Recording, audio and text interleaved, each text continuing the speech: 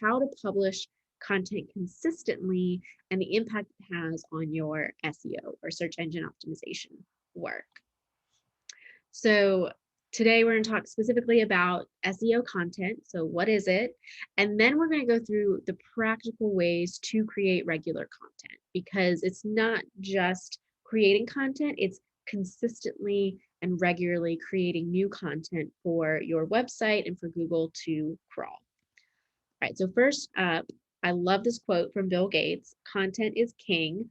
It is from like a 1996 article or essay that he wrote, and it's still relevant today, and even more so in so many ways. So essentially, it's the idea that the content that you create is going to be some of the most important content that you put out into the digital universe, right? So you can write great copy for your Instagram posts, or you could create a great blog. All of that is going to have a major influence on what people learn about your business and how they connect with you. So that's still applicable today. And it's definitely very different from 1996 when he originally wrote it, the type of content that's out there, even the platforms that we use, but it's still this idea that the content that you create is always going to be some of the most effective ways through which you can communicate with your audience.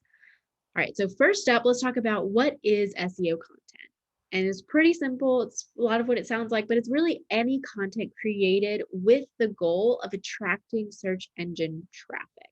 So whether it's on Google or Bing or anything like that, your content is, when it's optimized for SEO, it's saying that you've taken the time to look through, think through, and create content that is optimized to attract Google's bots and crawlers to look at it and say, okay, this is what we want to pull when someone asks this question or uses this keyword.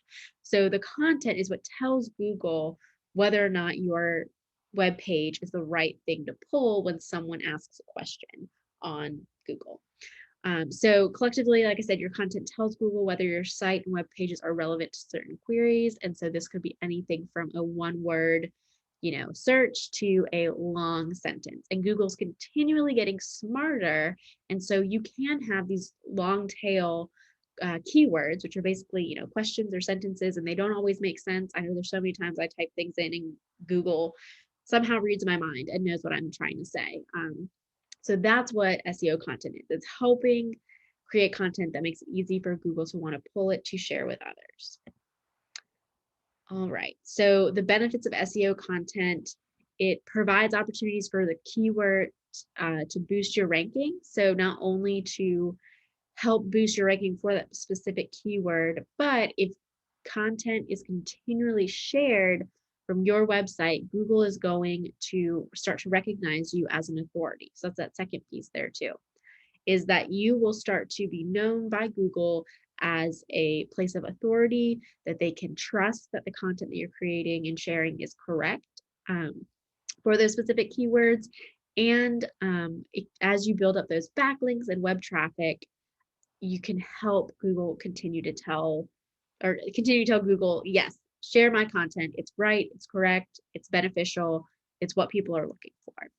And it also improves the overall user experience. So when you're thinking intentionally, especially about SEO content, so even if it's not a blog, but the actual copy on your web page describing a service, if your website is going to be ranked for that keyword, then it means that it's going to be on that page. And so you're using the same words that your audience is using to find you. And so I see this a lot, with different clients of mine, is they will use jargon, which is that they understand within their own business, but that's not at all what clients are looking for. So for an example, I'll use my business. So a lot of people are going to find me, not necessarily because they're searching for digital marketing.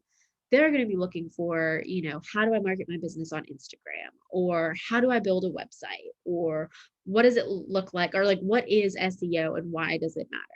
Those are the things that they're going to be asking. And so I want to make sure that when I'm creating content, I'm using that same type of language because it not only helps Google find my content better, but it also helps that user to have a better experience when they do consume the content on my site. So those are just a few benefits of SEO content. All right, so the process. Let's get into some of the nitty-gritty here. So these are the things we're going to walk through, and this is literally how I create content for myself and for my clients. So I right now am creating 2 brand new blogs from scratch every week, one for my business and one for my client, a client of mine. And so there's a lot of different pieces that need to come together to have a really great blog post for these businesses. And so this is the process that I go through. So first, you got to research your content ideas. Then you got to plan out your content. Then you need to schedule the time to create it. Next, you need to create that content. And then lastly, you need to publish it. And a lot of this seems pretty straightforward, right? Like, of course, you need to publish your content, but you'd be surprised by how many people get stuck in this process, right? So whether they're not doing the proper research, and so they're creating content that people don't care to read or watch or listen to, whether they're not scheduling the time to actually create it. So they could have a whole laundry list of incredible things that people want to know and would love to read, but they're never going to actually create it because they don't schedule the time into their day. And even things like publishing it, there's always this opportunity to continue to tweak and adjust and change. I mean, every single blog on my website could be even better, right? If I spend more time or think about it some more, or even update it with new research and things like that. Like there's always ways to improve it, but sometimes you just need to get it out there, right? It needs to be good. It needs to be great. So you don't want to put out sloppy content, but you also have to publish it for people to see it. And so there's so many different places within this process that it's easy to get stuck. And so I'm going to walk us through it, talk through it, and then you'll have an opportunity even to ask some questions and things like that to see, how can you apply this to your own business? All right, so first up, let's talk about how to research content ideas. So it's not necessarily, or it really shouldn't be about what you want to write about, right? So ideally, you're working within an industry that you really love and are passionate about. So you could write anything about your industry and it would be enjoyable for you. But that's not necessarily what you, or that isn't what you want driving your decisions about what type of content you're creating. So these are literally the questions I ask myself. So first, you're going to start with, what product or service do you want to promote? Because remember, that's the purpose of this. If you want to write a blog about just how you think or feel about things, that's beautiful, that's wonderful, do that. But if you really want to use these to market your business, whether it's a service or product-based business, you need to be asking yourself, what am I trying to sell? What am I trying to promote? What do I want people to do, right? So that's the first thing that you want to ask yourself, because that is going to inform then the type of content that you're going to create. So for example, I want to build up my SEO client base, right? I want to have some more regular SEO clientele on my book, a business. And so that's why I've decided that for the month of April, I wanted to talk more about SEO. I wanted to share more about my understanding with it. I wanted to connect with people who are interested in the topic, right? So I'm assuming if you're here, it's because you want to learn something either about SEO or about content creation, right? Or maybe you're just here to have fun and listen to something new. That's great too. But there's a good chance that, you want to actually learn about this specific thing. And so that is definitely the first thing to think about is, okay, what product, what service do I want to promote? And how can I create content that's going to help me do that? The second question you want to ask yourself is, what questions are people asking about this topic? So I could go really in depth into like the latest technology and the like algorithm changes and like all these different things within SEO, but those aren't always the questions that my clients are asking, right? Because they don't want to be SEO. Like they don't want to do it. They want to hire someone to do it. So they don't want to know all the little details necessarily. They want to know the big picture. What is it? How does this help my business? And what does it look like to work with you? Right? So asking yourself what is it that people are going to be asking me about this topic can be super helpful as well. And so I'll think back to questions that, clients or potential clients, or even just people that I interact with on a regular basis, um, you know, in different ways that they ask me about it. When they hear that I have knowledge about this topic, what are the questions they're asking me? And a lot of times they're very simple and basic level questions, which is why, I'm creating content this month that is really just going over the basics and helping people to understand what SEO is, what it looks like, and even what to expect from it, right? A lot of people expect SEO to be kind of a one and done thing, and it's so not, right? And so helping people to understand what it really looks like, how it will impact their business, and what kind of questions to even be asking when searching for someone to help them with their SEO. So I know it's a lot of things, but that's something that's really helpful to inform what kind of content you're creating, because you could write a million blog posts and they could all be wonderful. But if they're not helping you to build your business, if they're not pointing people in the right direction, if they're not introducing, good question and answer and dialogue opportunities about a specific topic that you're interested in getting some new business in, it's not going to do you much good, right? So those are some questions I just ask and reflect on for myself. And then I take those to Google, right? So I use a tool like Google Trends, or even sometimes just typing questions into Google and seeing what are the autofill, answers that pop up or questions that pop up, like what are people talking about?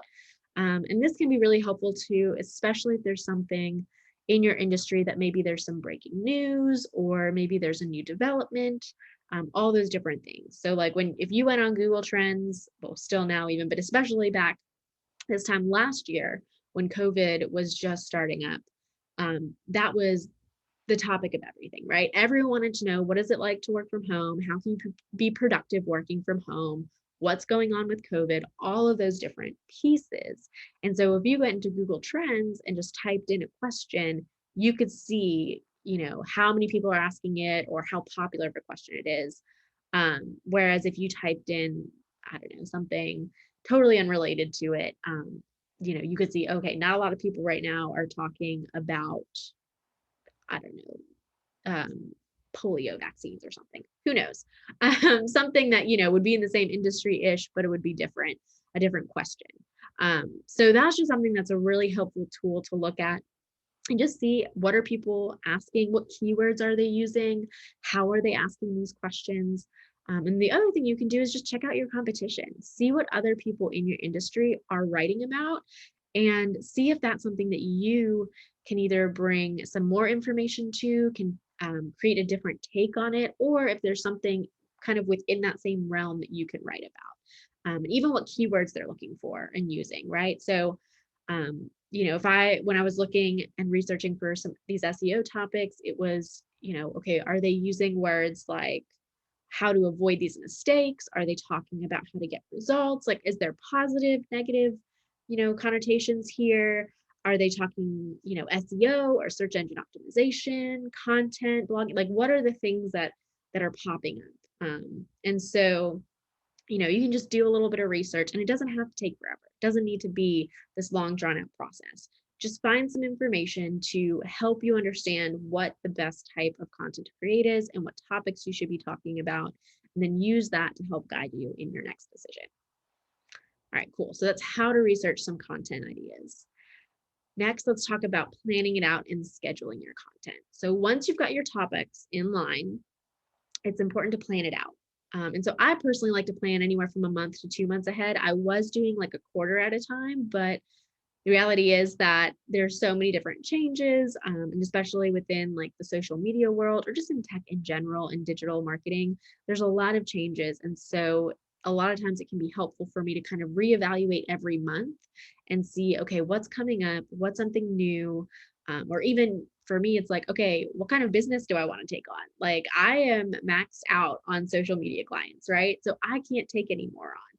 So I don't necessarily want to be promoting that branch of my business currently.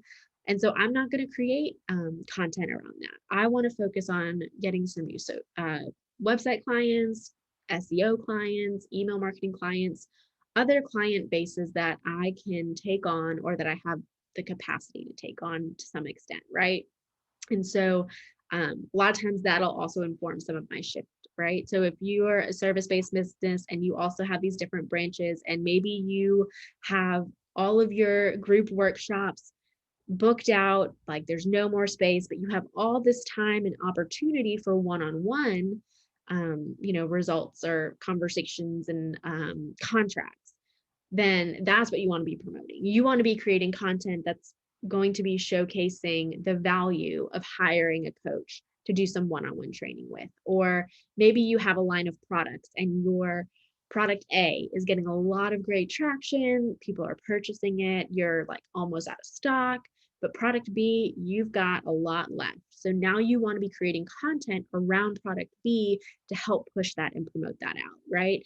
And so that's why I like to at least double check these things once a month, right? I like to look at my calendar, do a little research, kind of figure out if I'm still on the right trajectory, or if I need to choose to do something else and just push some of that content back, So it's like, I've already done the research. I know that these are things that people are talking about. Maybe I can just push it back a month and circle back to it when, things might change again. So that's how I like to plan it out. You can plan it out differently. I'm also creating blogs once a week. And so I have 4 blogs a month that I am thinking through and playing with and all that kind of stuff. If you are doing once a month or, once every other week or, some other cadence or thing like that, then you still need to plan that out, but maybe you want to plan more months ahead, right? So if you're doing once a month a blog, it'll probably be really helpful to do 3 months to 4 months out of scheduling so that you can really get ahead of it and make sure you're doing research. And especially if you're doing it once a month, it might be a longer blog. A lot of my blogs are pretty short. I try to keep them relatively simple, bite-sized kind of content because I'm creating so much of it. But if I was just doing it once a month, I might create an even longer blog and be able to go even more in depth into, something specific topic within that one blog. So that's something to think through too. And content is not only blogging. So if you need to update your website copy, plan that out. Make sure that you're scheduling when you're creating it. I'm currently redoing my entire website because it's just out of date. Business has been growing, which is awesome, but it means that I need to update my business and let people know what's currently being offered, what's available, what I do, how I do it, all that kind of stuff, right? And so I have to plan that out. And for me, what that looks like right now is 6 a.m. I'm going to spend an hour and a half in my bed drinking my coffee with my dog, writing out my content, thinking through those things. Maybe it's you're creating videos or a podcast. Those especially need to be planned out. So whatever it is that you're going to be creating and updating, you need to make sure that you're planning it out and then also scheduling it into your day. So for me, I literally have blocks of time in my calendar scheduled out for when I'm writing those 2 blogs a week, right? So right now for me, they used to be on Mondays and now they're on Tuesdays because my Mondays are jam-packed with phone calls and all that fun admin stuff. And so I know that I need to write those 2 blogs Tuesday mornings, and that's what I book. And I don't move that, right? Unless it's super urgent or something crazy happens. I know from like 8 until noon, I'm writing content for myself and for my client, right? And so, and that I can just do it within that time period because I've been doing this for so long, right? So you might need to be blocking out 4 hours. You might need to be blocking out multiple blocks of hours each week, right? I've just gotten into a place where that is how quickly I can create good content. And then I also send it to an editor to make sure that it's really good, right? So I have that planned into my schedule. And so it's important for you to do the same. And because I send it to an editor, I also know that if we're publishing this on a Friday or a Monday, I need to be getting it to him at the latest on like a Wednesday. So he has time to then edit it, get it back to me, and then I can upload it, all of that fun stuff. So those are all the pieces you need to be thinking through as well when you're planning and scheduling out your content creation. And so one tip, like it says here, is schedule by backtracking from your publish date. So for example, I publish every Monday on my blog, and I know that I don't like to work on the weekends. And so I know I really would love to have that ready to go and scheduled by Fridays, right? By the end of the day, Friday. And so to do that, because I sent it to an editor, I know he needs it the latest on Wednesday. And so if he's going to get it on Wednesday at the absolute latest, I really should be writing it on Tuesday. So I have time to write it, let it sit, come back to it, look at it, and then send it off to him to make it even better. So those are all the details you need to be thinking through as well. All right. Pro tips and tools. Just a couple things here, kind of mentioned some of it, but I love to write it out. So if you're a pen and paper kind of person, or if you're digital, that works too, but whatever it is, create a physical calendar of some kind that will show you what you're creating and what your content schedule is going to look like. You know, plan that month or two ahead of time, all that fun stuff. And then you can also conduct a survey or ask your clients what topics they'd want you to cover. So I've been doing this recently, both with my newsletter, Monday Morning Fix, and also with these mini sessions. And so you'll find the links in the email. So please fill it out if you haven't already. But especially with these are tools I'm designing and creating for you. And so I want them to be helpful. And so this could be something you do as well. If you are looking to, and you're struggling to figure out maybe what to do next, or you just like to have conversations with your clients, which is always great, send out a quick survey, something simple, something easy. And you don't have to do exactly what they say, right? So, ask your community what it is that they want to read. So things I use, the actual tools I use to do this, I use monday.com. It's my project management tool. And so I use it for my content calendar and to plan out my tasks of when things are due, which I find super helpful. And then I use Typeform for surveys, just mainly because they're more fun than most other platforms I found, but it's simple to use. So those are some tips and tools for you to check out. And I'll make sure to include them in the follow-up email as well. Don't worry. All right, so creating and publishing your content. We touched on this a little bit, but some tricks that I found that are really helpful is, obviously scheduling this into your calendar, but then also turning off all distractions. So when I get into writing mode, I turn off I don't turn it off. I put on do not disturb for my phone, my computer, and my watch because technology, is taking over our lives. I make sure I'm in a quiet space. And if I'm going to be listening to something, a lot of times if it's better for it to be silent for me, but life, there's noises around us. And so sometimes I'll just put on soothing music, right? I'll put headphones in, or maybe I'll play it over my phone, but whatever it is, I make sure it's something that's not going to be distracting, but will actually help me to focus. And because I'm typing on my computer, the notifications are off, but that also means I close out my email inbox. I close out all the other tabs that could possibly be distracting to me, and I just focus on what I'm writing. The other tip is to draft it, let it sit, then review. I mentioned that a little bit, but if I'm writing, let's say from 8 to 10 a.m. and I'm done by 10, a lot of times I'll just go back to it at noon and give it another read through. And I'll find things, whether it's, spelling or grammar mistakes, or even a better way to write a sentence or a whole paragraph. Or sometimes I find this is absolute garbage. I don't like this at all. It doesn't make sense. And I want to rewrite half of it. Give it some time to sit and do something else, and then let your brain come back refreshed to look at it. Get someone else to read it. I love my editor, Carter. He's awesome. He's also our copy editor and copywriter for Westfall Digital Strategies. And he just takes my ideas and makes them even better. And so if you are someone like me who likes to kind of get things done and move on to something else, having someone else that is designated to read these things and give you tips and feedback is really helpful. Finalize and select your images, always helpful, and then add it to your website and publish it. Those are just some really simple ways to go about creating it, publishing your content, but make sure you're going through all of these steps to help create really good content. All right, I know we've got 5 minutes, so I want to give you guys plenty of time for questions if you have them. I'm happy to go back to any of the slides if you want to see something in particular. So if you have questions, feel free to drop them in the chat and the Q&A or the Q&A box, and I will make sure to answer them as best I can. Awesome. And more new names. This is so fun. I wish I could say new faces, but I can't see your faces. One day, right? All right, let's see.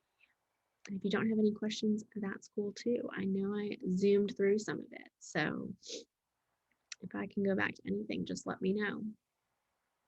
Awesome. Okay. Well, while you guys are thinking about maybe a question or something like that, feel free to drop it in there if you think of anything. If not, you can always email me. But next week, what we're looking at. So next week's topic is talking about how to know if your SEO efforts are actually generating that new traffic for you. AKA, let's look at that ROI. Let's see if they're working. Let's see what's happening. And then, like I mentioned as well, I do have these short surveys that I would love to get your feedback on. Even if this is your first session, I would love to hear from you what it is that you want to know, what would be helpful, what topics you're like, have burning questions about, whatever. That'll be a link in the follow-up email.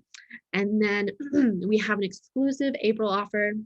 So just for this month is we're doing free SEO mini audits for your website. And so you can request one of those in the email as well. And so essentially what we do is we take a look at your website and we draft up an SEO audit. So it wouldn't be fully comprehensive, but we're looking kind of big picture, the things that you can tweak immediately to help you improve your structural website, and then even some recommendations about content to start researching and considering creating. So if you're interested in that, please make sure to request that, and I would be happy to do that for you. All right, we do have a couple questions. Wonderful. All right, so Jessica is asking, do you have any pointers on what to post for janitorial business? That is a great question.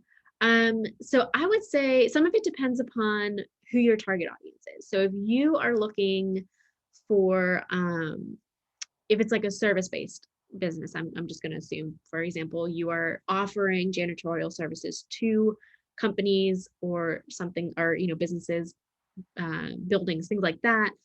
I would maybe write something that would be like tips on how to pick the right janitorial service, or you know, the 3 craziest statistics that you didn't know about the cleanliness of your, you know, space, that kind of stuff. So, you know, think a little bit outside the box. It's not just going to be information, but think about what is going to compel somebody, your ideal, you know, client, to want to talk to you and hire you. What is it that maybe, you know, don't be, you know, fear mongering, but like, what is it that maybe someone doesn't know? Hey, did you know that a doorknob is dirtier than a public toilet? Like, I don't know if that's true, but you know, something like that. It could be like, oh, okay, well, if you hire us, that's one thing we do is we make sure to clean all the doorknobs every single day, or whatever it is.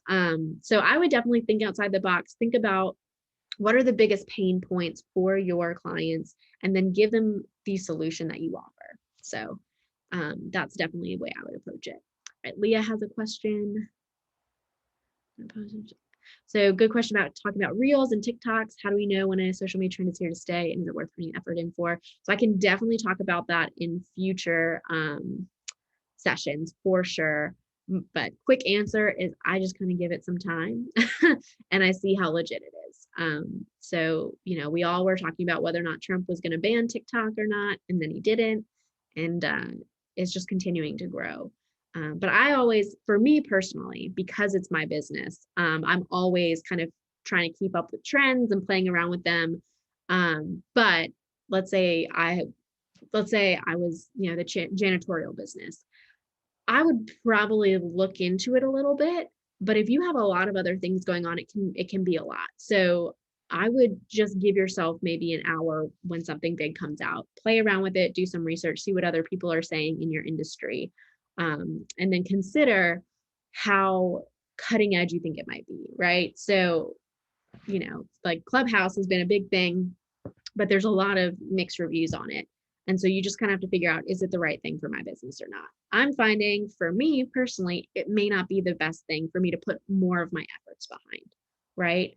Whereas other social media trends, very much so something I should be looking into. So, but I can definitely consider that for future topics of conversation and mini sessions. Great questions, you guys.